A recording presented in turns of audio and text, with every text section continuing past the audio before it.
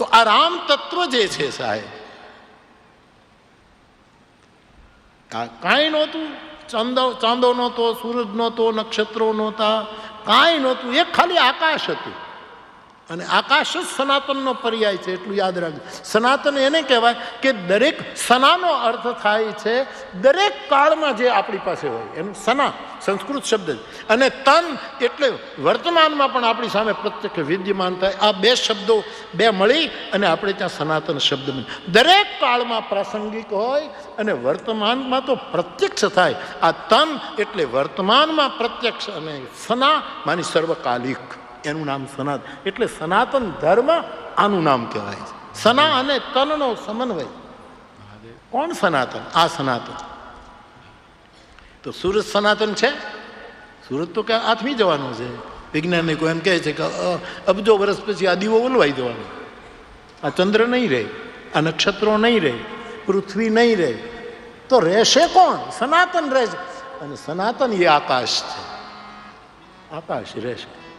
કબીર સાહેબ કે ચંદા નહીં રહે, સૂરજ નહીં રહે, નહીં રહે લવલખ તારા, આ બધું જ ખલાસ, આકાશ આમનામ રહેશે.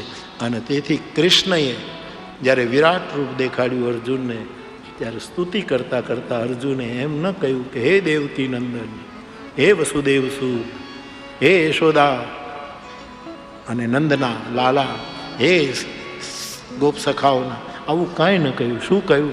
સનાતન સ્તમ પુરુષો મતો, એકમાત્ર તું સનાતન. એટલે આપણે પરમાત્માને ગગન સદૃશમ કહ્યા.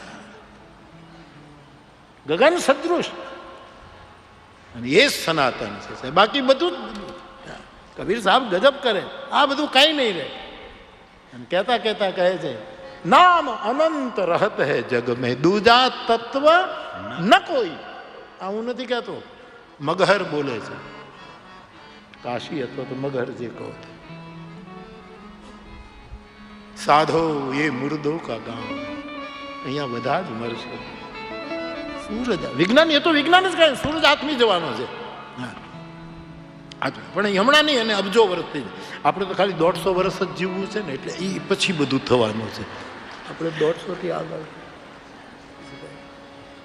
નામ અનંત રહત હૈ